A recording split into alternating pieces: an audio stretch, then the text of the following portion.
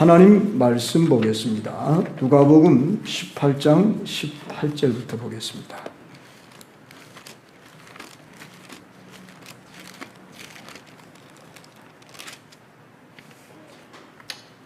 제가 한 절, 여러분이 한 절 그렇게 교독하겠습니다.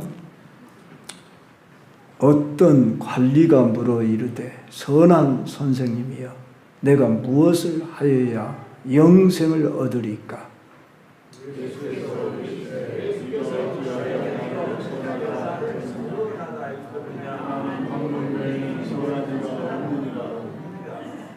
네가 계명을 안 하니 간음하지 말라, 살인하지 말라, 도둑질하지 말라, 거짓 증언하지 말라, 내 부모를 공경하라 하였느니라.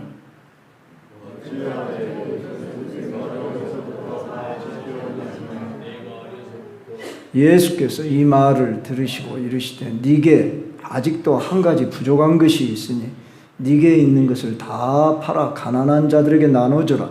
그리하면 하늘에서 네게 보화가 있으리라. 그리고 와서 나를 따르라 하시니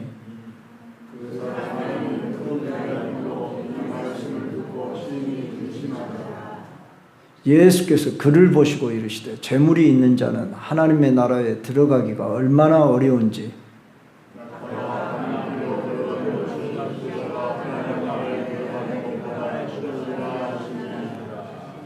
듣는 자들이 이르되 그런즉 누가 구원을 얻을 수 있나이까?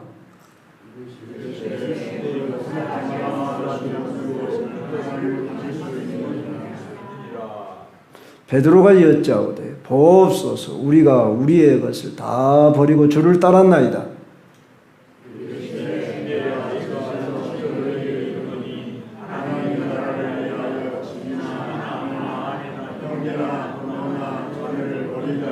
같이 현세 여러 배를 받고 내세 영생을 받지 못할 자가 없느니라 하시니라. 아멘. 우리 다 같이 일어서셔서 찬양하겠습니다.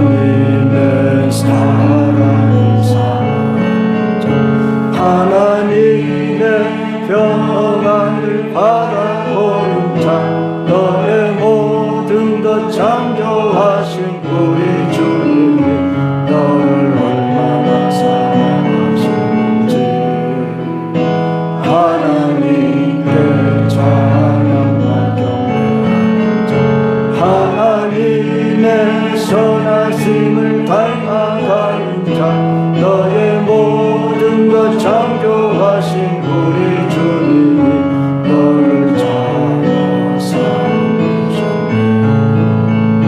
하나님 사랑의 눈으로 너를 어느 때나 바라보시고 하나님 인정한 께로서 언제나 너에게 기울이시네.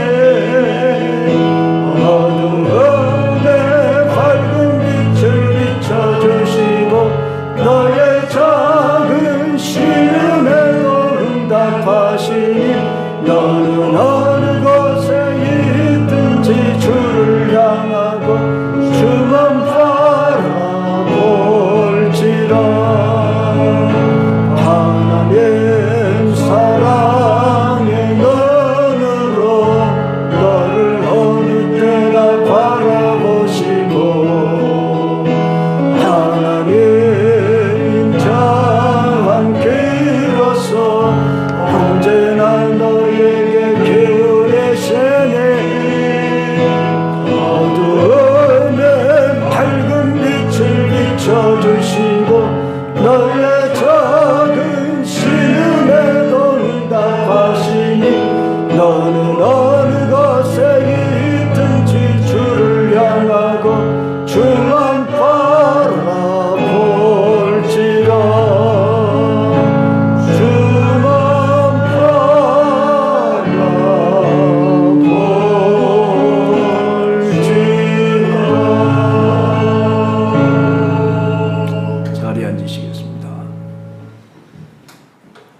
1954년 미국의 노벨상을 받기도 한 소설가, 미국의 해밍웨이라는 분이 계십니다.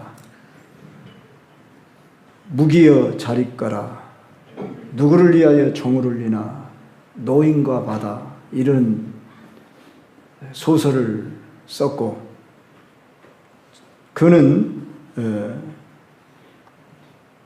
특별히 노인과 바다라고 하는 그 작품으로 노벨 문학상을 받았는데, 1961년도에 자기가 아끼던 엽총으로 아마 사냥을 취미 삼아 주로 했던 것 같습니다.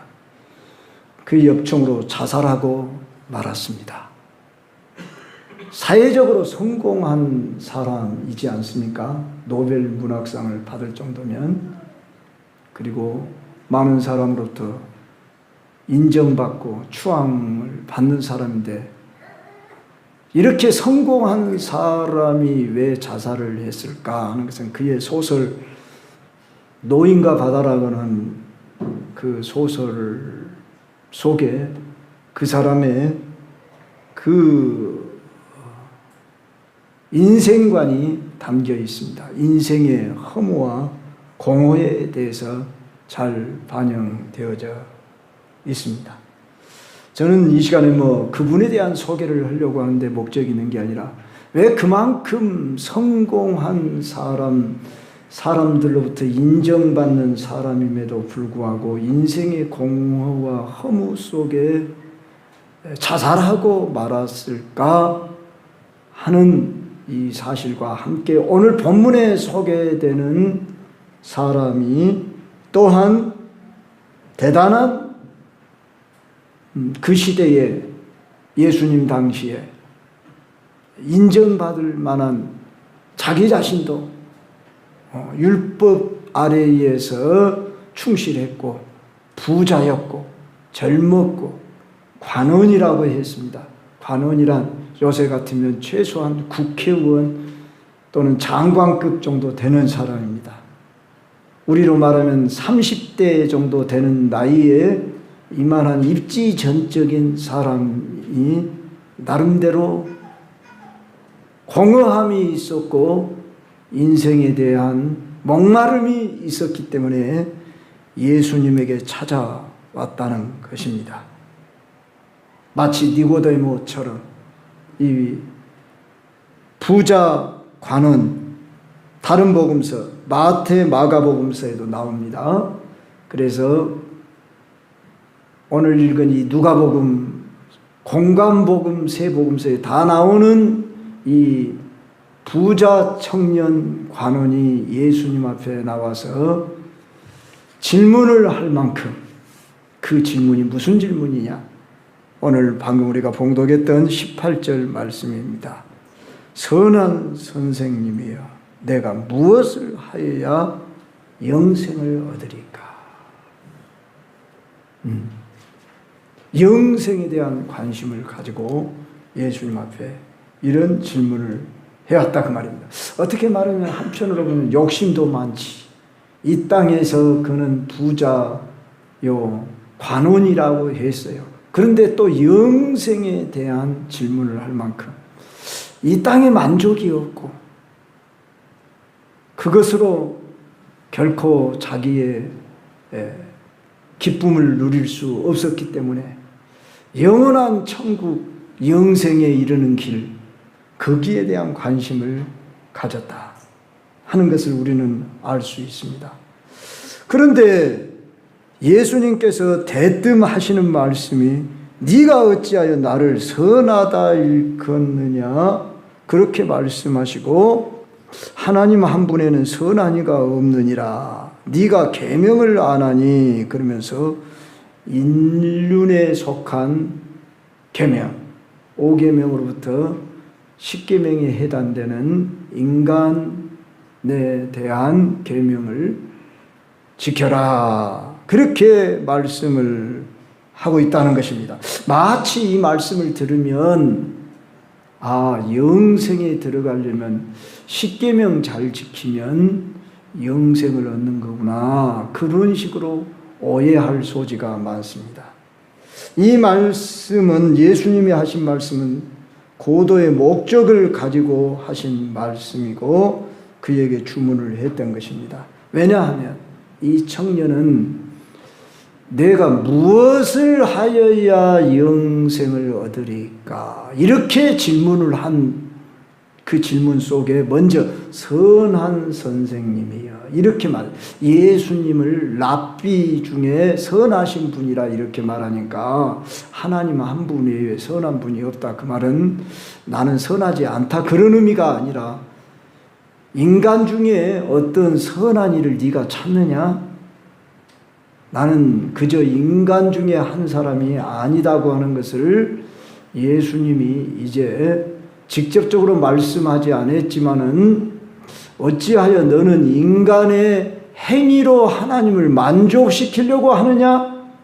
그런 목적을 가지고 그에게 인륜에 대한 계명을 지켜라 그렇게 말씀을 하니까 그가 나는 어려서부터 다 지켰나이다 이렇게 말할 만큼 자기의 의가 충만한 사람, 그리고 자기가 어떤 존재인지를 아직 알지 못하는 사람이라는 것을 우리는 계속 이야기 속에서 찾아볼 수 있습니다. 예수님께서 이 말을 들으시고 이르시되 네게 아직도 한 가지 부족한 것이 있으니, 아직도 한 가지 부족한 것이 있다. 어디 한 가지뿐이겠습니까마는 그에게 가장 직접적으로 네가 부족한 것이 있다. 이렇게 한 가지가 있다.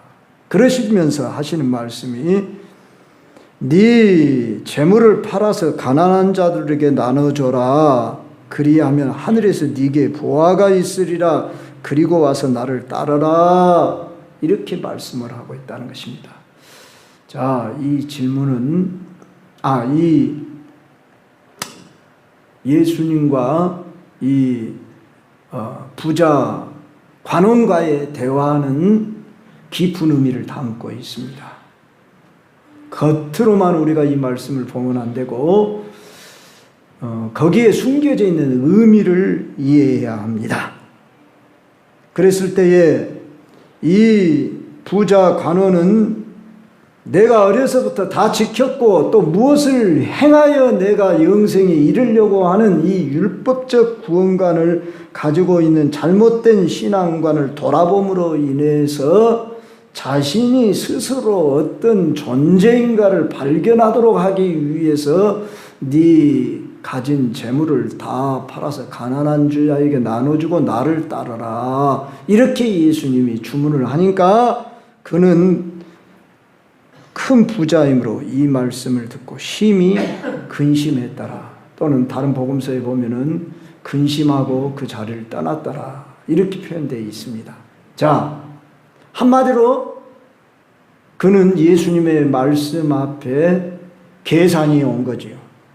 자, 자기가 무엇을 원했어요? 영생을 구했어요. 그런데 너에게 있는 모든 소유를 가난한 자에게 나눠주고 나를 따르라. 그러니까 계산이 되어집니다. 내가 영생을 원하지만 영생을 현재 내가 갈지 안 갈지 그것도 알 수가 없고, 또 소유를 다 버리면서까지 내가 그걸 선택하기는 내가 그렇게 할 수가 없다. 그래서 근심을 했더라. 그 말입니다. 자, 이 사람 부자 간원에게 있어서 영생을 얻는데 가로막는 요소가 뭐였냐? 그러면 재물이었습니다. 그래서 예수님은 그를 보시고 24절에 재물이 있는 자는 하나님의 나라에 들어가기가 얼마나 어려운지 낙타가 바늘기로 들어가는 것이 부자가 하나님 나라에 들어가는 것보다 쉽다. 일명 우리 낙타와 바늘기의 비유라 이렇게 그러죠. 여러분, 바늘기 얼마나 작습니까? 우리가 눈만 좀 어두워도 실을 바늘귀에다 깨기가 힘든데 낙타, 이렇게 큰 낙타가 바늘귀로 들어갈 수 있다 없다? 낙타가 바늘귀로 들어가는 것이 부자가 하늘나라에 들어가는 것보다 말이 좀 헷갈리는데 낙타가 바늘귀로 들어가기가 더 쉽단 말이에요. 그러니까 부자가 하나님 나라에 들어가기가 그만큼 힘들다. 그러니 누가 그 다음 질문을 하죠? 구원을 얻을 수 있습니까? 아니 낙타가 바늘귀로 못 들어가잖아요. 그만큼 힘들다고 표현을 한 거예요. 그러니까 우리 끝까지 들어야 합니다. 27절 말씀을 보십시다. 무릇 사람이 할 수 없는 것을 하나님은 하실 수 있느니라. 사람의 힘으로 하나님 나라 영생을 얻을 수 없다 그 말입니다. 그런데 이 부자 청년은 지금 자기 노력으로, 열심으로, 자기 의로, 행실로 영생을 얻으려고, 무엇을 하여야 영생을 얻으리까? 이 질문부터가 잘못됐고, 선한 선생님이여 이렇게 부른 그 칭호부터가 잘못됐기 때문에 그저 예수님을 랍비로만 알았지 하나님의 아들 구주로 아직 믿지를 못하고 예수님이 누군지를 몰랐어요. 그렇기 때문에 선한 선생님이여 했고, 무엇을 하여야 영생을 얻으리까 하면서 행위로 구원을 이루려고 했습니다. 오늘날도 행위 구원자들이 종종 있습니다. 기독교는 은혜의 종교, 믿음의 종교입니다. 칼빈이 오직 믿음, 오직 은혜, 그렇게 말했지만 오직 성경, 오직 하나님의 영광, 이게 칼빈의 중심된 그 모토입니다. 그랬을 때에 자, 이것은 칼빈의 어떤 교리이기 전에 성경의 핵심된 중심된 교리입니다. 너희가 그 은혜를 인하여 믿음으로 말미암아 구원을 얻었나니, 이는 행위에서 난 것이 아니요 누구든지 자랑치 못하게 하려 함이니라. 너희가 믿음으로 말미암아 구원을 얻었나니 이것이 하나님의 선물이라, 그렇게 말했어. 믿음이라고 하는 통로를 하나님이 선물로 주시고 그것을 받아들이는 자에게 하나님이 구원, 영생을 주셨습니다. 아까 장로님이 그런 기도를 하신 것 같은데, 나의 나된 것은 하나님 은혜로 된 것이다. 바울이 그렇게 고백했듯이 우리 중에 누구든지 나의 의로, 행실로, 처음 믿을 때만 하나님의 은혜고 그 다음부터는 나의 열심으로 구원을 이루는 것이 아닙니다. 처음부터 끝까지 오직 하나님의 은혜가 아니면 우리는 살아갈 수 없고 구원에 이른다는 것이 바로 하나님의 역사로 가능한 것입니다.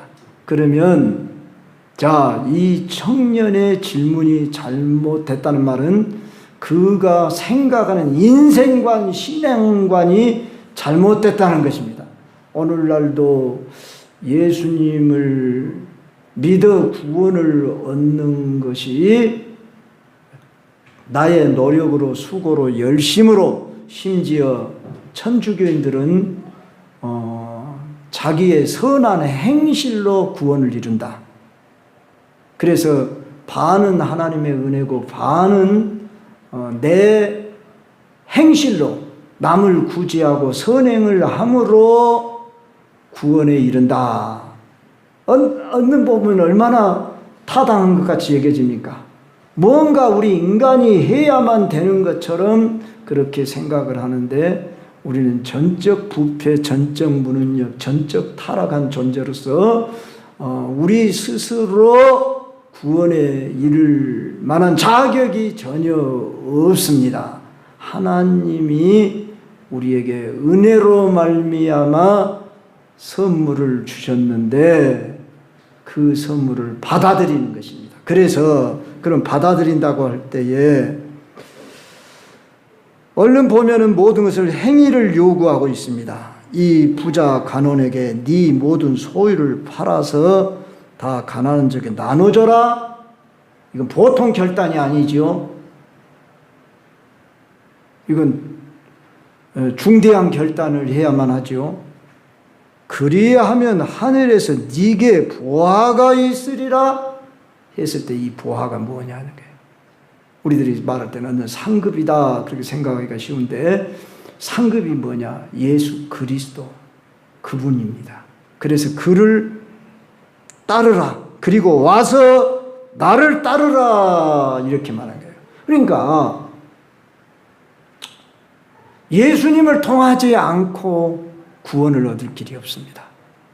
우리의 선행, 열심, 노력, 섬김, 봉사 그 무엇으로도 하나님을 만족시키는 것이 아니라 오직 예수 그리스도의 십자가에서의 우리 위하여 피 흘려 죽으심, 부활, 그 공로 의지하고 그분을 믿어 그분을 사랑하는 것입니다. 그분을 사랑해서 그분을 나의 주인으로 모셔드리는 것입니다. 예수 믿는다는 말은 주인을 바꾸는 것입니다. 내가 전에는 주인이었습니다. 내가 왕이었습니다. 우리 모두 내 마음대로 내가 주인 되어서 주시면 감사하겠습니다.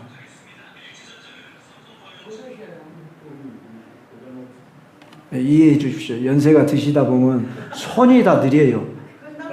생각도 느리고 손이 느리니까 이해해 주세요. 자, 아예 교회 들어오실 때 앞으로 우리 다 진동으로 놓고 핸폰 만지지 마시고 예배 시간에 집중하시고 지난 주일날 우리 장로님이 강구하셨죠. 이 강구를 심각하게 받아들이시고 우리 예배에 집중해서 우리 장로님이 기도를 할 때 저의 설교를 가지고 엄청나게 육신의 질병을 치유해 주시고 여러분에게 참 사업장도 열리시고 말씀을 들을 때 어떻게 해 주시고 이렇게 막 여러 시간 기도를 하는데 여러분 왜 그럴까요? 여러분들 복 받아라. 잘 되라. 말씀 속에 성령이 역사하세요. 내 말이 영이요 생명이니라 말씀하셨어요. 그러니까 여러분들이 영으로 깨어있고 생명으로 받을 수 있도록 하려면 집중하셔야 된다 그 말입니다. 자, 예수 믿는다는 것은 방금 제가 뭐라고 그랬어요? 주인을 바꾸는 것이다 그 말이에요. 그러면 우리는 생각을 바꾸는 거예요. 가치관을 바꾸는 거예요. 우리는 생각 속에 살아가잖아요. 이 생각, 저 생각. 그런데 육신의 생각은 사망이에요. 영의 생각은 생명과 평안이라 그랬죠.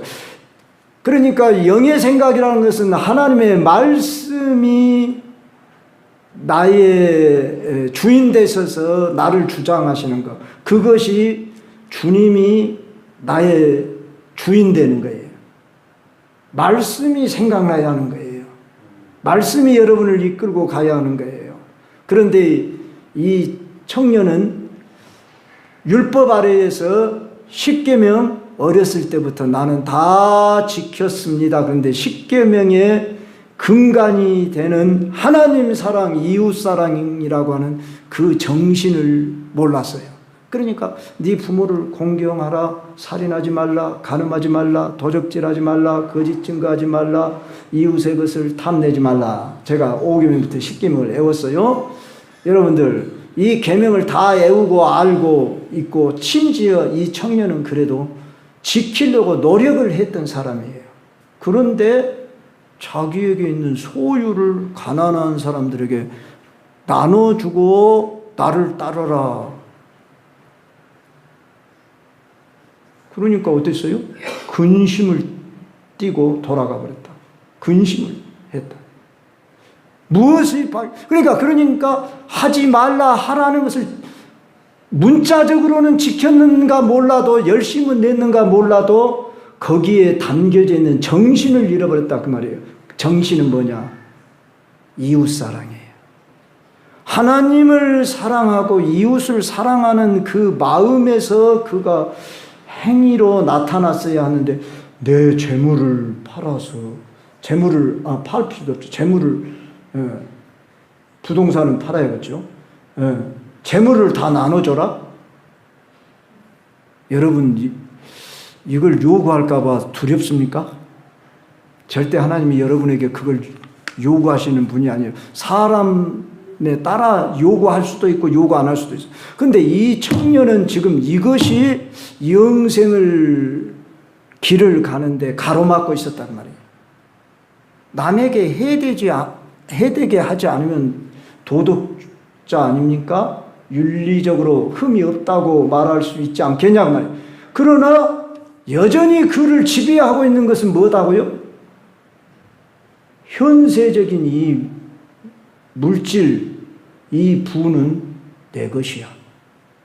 나에게 조상으로부터 물려받았든지 자기가 열심을 내서 그걸 모았든지 간에 이건 내 것이야. 그러니까 가난한 사람들 돌아볼 그런 여유가 없고 그것을 중시 여기지 않더라. 그 말입니다. 그래서 이 사람의 한 가지 부족한 것이라는 것은 그거 한 가지만 해결하면 된다가 아니라 가장 그의 중심에 있어서 내가 주인되고 하나님이냐 재물이냐에 있어서 영생도 좋지만 현세적인 이 재물 버리고 영생 얻는 거 그렇게는 못 하겠는데 죽어봐야 알지 천국이 있는가 지옥이 있는가 그런 사람들 많잖아요. 그리고 나를 따르라. 예수님의 제자 베드로가 뭐라고 했습니까? 보옵소서 우리가 우리의 것을 다 버리고 주를 따랐나이다. 이렇게 베드로는 아주 참 당돌하게 말하고 있어요. 이 부자 청년은 모든 걸 버려두고 따르라는 것이 두려움으로 왔어요. 오늘날도 재물이 많으신 분은 모든 것 다 주께 바쳐라 그렇게 말한다고 한다면 아이고 생각해 봐야겠는데요. 아마 분명히 그럴 겁니다. 그렇게 요구할까 봐 두려울 거 없어요. 사실 목숨 거두가면 내 재산이 누구 것 됩니까? 내 것 아닙니다. 근데 사람들은 대단히 자기가 주인 돼서 욕심을 부립니다. 제 동기 목사님, 큰 교회 목사님, 이름 되면 다 알만한 목사님이 5월 23일 날 소천했습니다.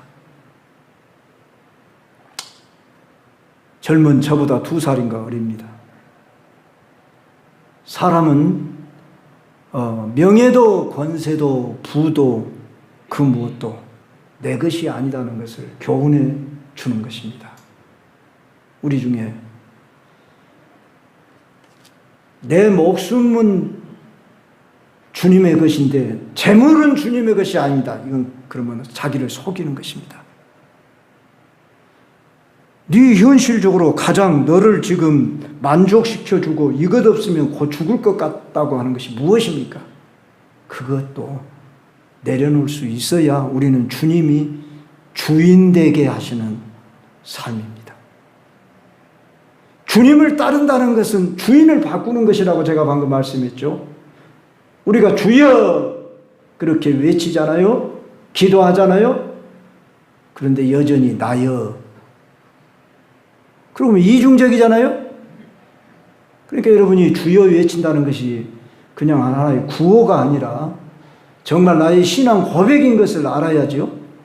그랬을 때 주님이 주인 되게 하신다는 것은 나의 가치관, 인생관 모든 것에서 그분을 내 마음의 왕자로 주인으로 모셔드린 것입니다. 내가 그리스도와 함께 십자가에 못 박혔나니 그런즉 이제는 내가 산 것이 아니요 오직 내 안에 그리스도께서 사신 것이라. 이제 내가 육체 가운데 사는 것은 나를 사랑하사 나를 위하여 자기 자신을 버리신 하나님의 아들을 믿는 믿음 안에서 산다. 믿음이라는 게 뭐냐? 믿음이라는 것은 주님을 주인 되게 하시는 것이다, 그 말이에요. 그런데 무엇이 나를 방해하냐, 그 말이에요. 사람마다 방해하는 요소들이 있을 수 있습니다. 가치관, 인생관이 사람마다 각자 다르고 환경이 다르기 때문에 나는 지식을, 명예를, 나는 권세를, 나는 건강을, 나의 안락을, 나의 인생의 성공을, 나의 가정을, 나의 남편을, 나의 아내를, 나의 자식을 나는 최고로 안다. 그 사람은 예수님 믿는 사람이 아닙니다. 그것이 나의 우상입니다. 그래서 우리 예수님이 결론적으로 29절에 이렇게 말했습니다. 내가 진실로 너희에게 이르노니 하나님의 나라를 위하여 집이나 아내나 형제나 부모나 자녀를 버린 자는 현세에 여러 배를 받고 내세 영생을 받지 못할 자가 없느니라. 얼른 이 말씀 드리면 때로 근심되고 두려움이 밀려오는 사람이 있을 것입니다. 하나님 나라를 위해서 집이나 아내나 형제나 부모나 자녀를 버리라니, 그것은 못하겠는데요. 혹시 그런 마음이 드는 분 계시겠죠? 왜 이런 말씀을 했는가? 그 배경 속에서 이해를 해야 합니다. 하나님은 부모를 공경하라고 그랬습니다. 자식을 잘 양육하라고 그랬습니다. 아내를 사랑하라고 했습니다. 남편을 존경하라고 그랬습니다. 순종하라고, 가정을 교회라고, 작은 교회라고 말했습니다. 아니, 그런데 하나님 나라를 위해서 집이나 아내나 형제나 부모나 자녀를 버린 자는, 이 말은 무슨 말씀입니까? 제가 청년 시절 때 이 말씀을 읽고 상당히 고민이 됐어요. 하나님을 위해 살고는 싶은데, 아니, 하나님 나라를 위해서 부모나 형제나 집도 버릴 각오를 하라니, 너 누굴 믿냐? 했을 때 누굴 믿습니까? 예수님 믿는다는 것은 우리가 감상하는 거 아닙니다. 그저 학교에 가서 공부하는 것 아닙니다. 그렇다고 도를 닦는 것은 더욱 아닙니다. 신앙생활이라고 하는 것은 다시 말씀드리지만 주인을 바꾸는 것입니다. 나의 주인이 누구냐 하는 것입니다. 나의 주인이 이 세상 명예, 권세, 출세, 성공, 부, 안락, 더 나아가서 나의 취미생활, 쾌락, 주님보다 더 사랑하는 것은 합당치 않다 말씀했습니다. 자, 제가 이 말씀을 또 할 수밖에 없는데, 고등학교 1학년 때 고등학교 2학년 전부, 1학년 전부 경신여고, 지금 경신여, 그때 당시 숭일여고였습니다. 1학년, 2학년이 강당에 모여서 매주 한 번씩 찬송가를 불렀습니다. 베리무어라고 하는 선교사가 오신다고 대합창단이죠. 한 학년에 한 500~600명 되지 않겠습니까? 600명이라고 할 때 64, 24, 2,400명이 모여서 강당에서 찬송가를 부르는데, 그 찬송 한번 1절만 불러보겠습니다. 주 예수보다 더 귀한 분은 없네. 94장 한번 띄워 올려보세요.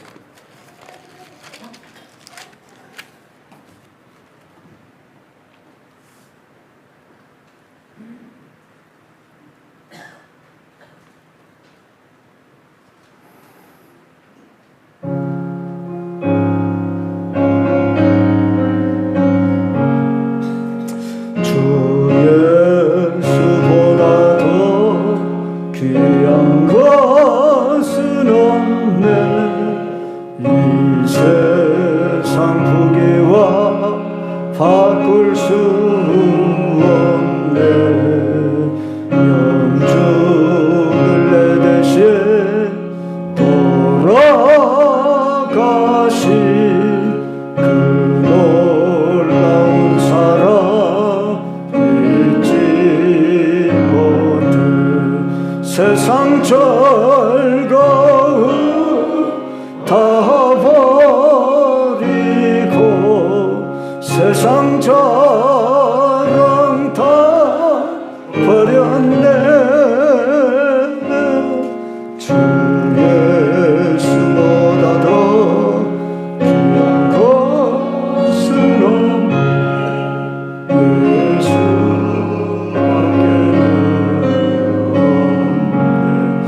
이 가사를 고등학생 1학년이 예수 믿은 지 1년도 채 안 된 제가 이 노래를 부르면서 의문이 생겼어요. 주 예수보다 더 귀한 분이었는데 이 세상 명예나 권세나 부나 그것과 바꿀 수가 없대요. 도대체 예수란 분이 어떤 분이길래 막 의문을 한 게 아니라 이만큼 귀한 분이구나. 일단은 그렇게 인정을 하고 들어가면서 이 찬송가를 일주일에 한 번씩 늘 한 달 이상을 한 2달은 불렀던 것 같아요. 2~3달을 계속 부르는데 학교 가고 오면서 제 입에서 이 찬송가가 불러지는 거예요. 저는 테너로 불렀고 2학년들은 베이스를 불렀고 경신여고 2학년생들은 소프라노, 1학년은 엘토, 그렇게 4파트로 이 찬송가를 한 2~3달을 계속 부르니까 내 이 머리에 각인이 되는 거예요. 여러분, 주 예수님이 어떤 분이시길래 이 세상 부귀와 명예와 행복과 바꿀 수 없대요. 그런데 이 부자 청년은 영생 하나님 나라에 들어가기를 그렇게도 소원하면서 찾아와서 무엇을 해야 영생을 얻으리까 했을 때에 자기의 소유를 다 나눠주고 나를 따르라고 하니까 그렇게는 할 수 없었다 그 말이에요. 자기의 소유가 자기에게 영생을 얻는데 방해가 됐다 그 말입니다. 오늘 우리가 하나님 나라에 부름을 받은 백성으로 마라톤으로 말하면 이미 출발선에서 뛰고 있는 사람들이에요.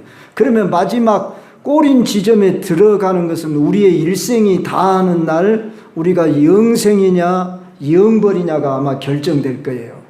이미 우리는 근데 영생을 받도록 지금 부름을 받아서 출발했어요. 선수로. 그래서 마라톤과 같이 우리 인생에 어떤 사람은 단기 마라톤, 어떤 사람은 장기 마라톤으로 지금 뛰고 있는 거예요. 그런데 아이고 힘들다, 어렵다. 그냥 여기서 주저앉고 싶다고 주저앉아불고 그냥 그런 포기를 한 사람도 있지 않겠어요? 이미 구원받도록 이 선수로 부름을 받았는데 지금 그런데 여러분은 다 누구하고 경쟁을 하는 상대가 아니라 여러분들의 구원을 이루는 그 마라톤에 지금 참가했다 그 말입니다. 그 과정 속에 있다. 근데 여러분들 어때요? 운동선수가 막 짐을 지고 뛰는 사람 있습니까? 모든 것 다 가볍게 하려고 다 어땠어요? 이 말씀이 히브리서 12장에 나와요. 우리는 경주자라고 말해요. 그리고 이미 먼저 간 이 천국의 백성들이 여러분들을 지켜면서 지금 응원하고 있어요. 아, 열심히 뛰어라. 그래라. 그렇게. 그런데 그것도 모르고 그 안 보이니까 그냥 아이고 여기서 좀 쉬었다 가세요. 그러고 그럴 사람 있습니까? 많은 군중들이 지켜보고 있는데 여기서 좀 자다 가세요. 우리가 토끼와 거북이 이야기도 잘 알잖아요. 거북이는 쉬지 않고 갔는데 토끼는 저 거북이 하나 못 이길까? 그러고 푹 잠자다가 거북이가 저기 어디죠? 꼬린 지점 다 와 사정없이 뛰었지만은 어땠어요? 거북이한테 지고 말았어요. 이와 같이 오늘 우리는 믿음의 경주자인데 쉬고 또는 탈락자가 되면 안 될 것입니다. 무엇이 내게 부족한 것이 있는가? 무엇이 나의 방해거리인가? 아이고, 어떻게 우리가 저 구원 영생에 이를 수 있어? 오늘 27절 무릇 사람이 할 수 없는 것을 하나님은 하실 수 있느니라. 아멘. 하실 수 있도록 예수님을 내어주시고 죄사함, 의롭다함, 구원, 영생, 하늘의 기업 다 주시고 약속하시고 성령도 보내주시고 도우시면서 일어나 빛을 발하라 그러면서 우리와 함께 하십니다. 할렐루야. 두려워하지 마시고 염려하지 말고 말씀만 믿고 순종하고 가면 구원 영생에 이릅니다. 과정 속에 좀 우리가 시행착오도 있고 허물도 있고 잘못도 있고 넘어지더라도 결코 여러분 낙심하지 말고 좌절하지 말고 나는 다 모든 것 없어져도 주님만큼은 나는 포기할 수 없습니다. 십자가만은 나는 붙들랍니다. 이러시기를 주의 이름으로 축원합니다. 그러면 주님이 끝까지 여러분이 인도하십니다. 교회 생활도 마찬가지예요. 교회 생활도 우여곡절이 있어요. 이렇고 저렇고 뭐 어쩌고 저쩌고. 여러분 이 교회는 완전한 교회 없습니다. 다 사람들 죄인들이 모이는 것이에요. 허물 많은 죄인들, 허물 많은 베드로 용서하시고 우리 주님 받아드시고 예수님 3번이나 부인했는데도 예수님 또 찾아가시고 가룟 유다처럼 목매달아 자살을 하지 않는 이상은 살아생전에 여러분 포기하지 마시고 실망하고 낙심하고 좀 그럴 수도 있을지라도 다시 일어서시고 회개하고 주님 의지하시고 교회 성도들 부족하고 연약하지만 서로 협력해서 여러분 마음만 바뀌면 됩니다. 마음만. 여러분 부자여서 구원 못 얻는 거 아닙니다. 그 대표적인 예로 이제 누가복음 19장에 가면 나오는데 삭개오 세리장 저 매국노 저 구두생이 사람들로부터 비난받던 삭개오도 예수님 만나니까 어떻게 됐어요? 마음이 변화돼 버렸어요. 그래서 삭개오가 뭐라고 합니까? 예수님이 그렇게 하라고 하지 않았잖아요. 내가 남의 물건 토색한 일이 있으면 4배나 갚겠습니다. 내 재산 반을 나눠서 나 가난한 사람들에게 나눠줬습니다. 뭐 때문에? 예수님 만나서 그렇게 된 거예요. 예수님이 복음의 주체예요. 이 지금 부자 청년이 예수님을 제대로 못 만난 거예요. 예수님을 그냥 선한 선생으로만 본 거예요. 그런데 예수님이 네가 그거 가난한 자 나눠주면 하늘에 부어가 있을 것이고 그리고 나를 따르라 그랬어요. 예수님을 따라야 하는 것입니다. 예수님을 믿는 자는 예수님을 따르는 것입니다. 예수님을 닮아가고자 하는 것입니다. 예수님 믿는다는 것은 이제 예수님으로 내 전부가 되는 것입니다. 예수보다 더 사랑한 것이 없어야 됩니다. 세상의 부와 권세와 나의 안락과 나의 취미와 나의 꿈과 그 무엇으로도 바꿀 수 없는 것이 누구시다? 오직 예수가 되어야 합니다. 그러면 세상 사람들 어이구 저 미친 놈 미친 아무개 뭐 이런 식으로 표현할까 싶지 모르겠다. 예수님에게 미치면 정신이 온전해집니다. 바울이 그랬어요. 나는 미쳤어도 주를 위한 것이고 너희를 위한 것이다. 그렇게 말했어요. 그러니까 세상에 미치면 죄, 타락, 쓴맛뿐입니까?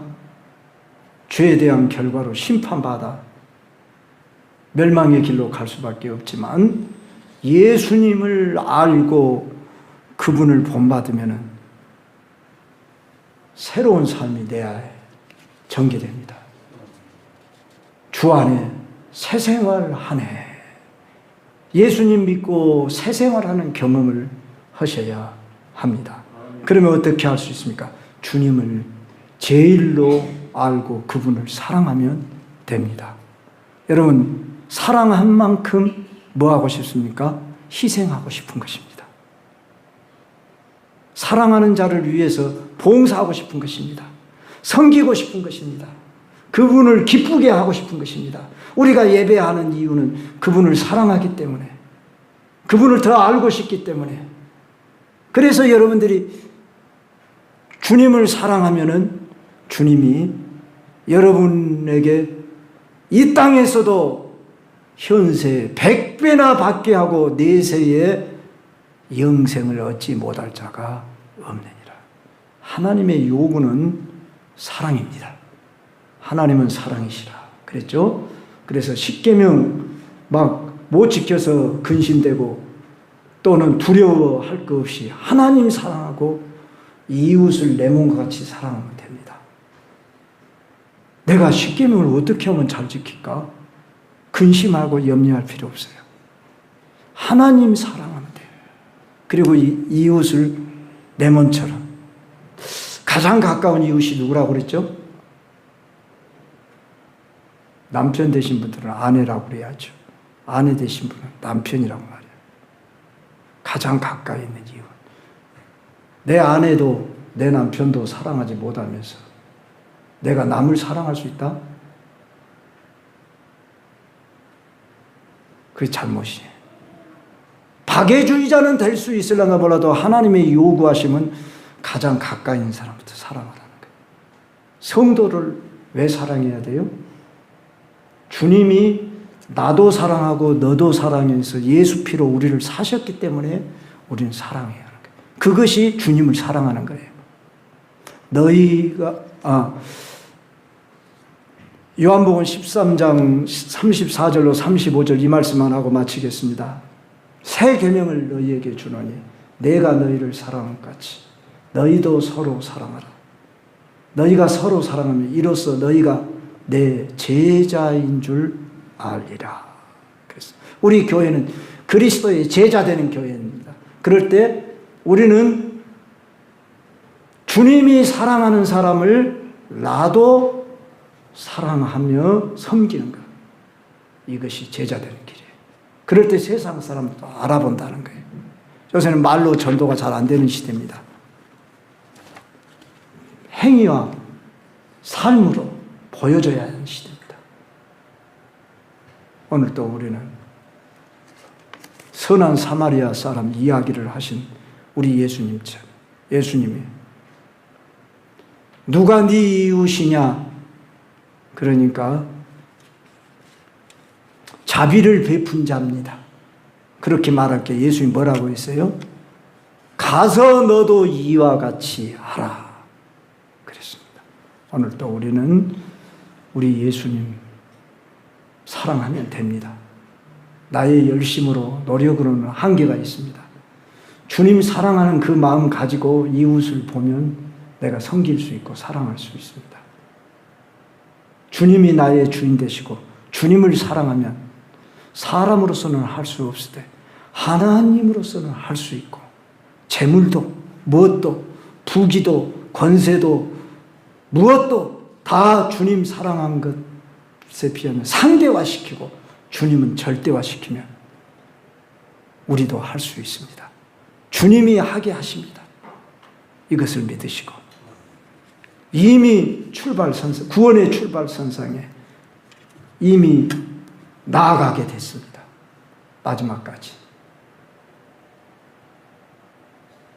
골인하셔서 승리하시기를, 면류관 쓰시기를, 영광에 이르시기를 주의 이름으로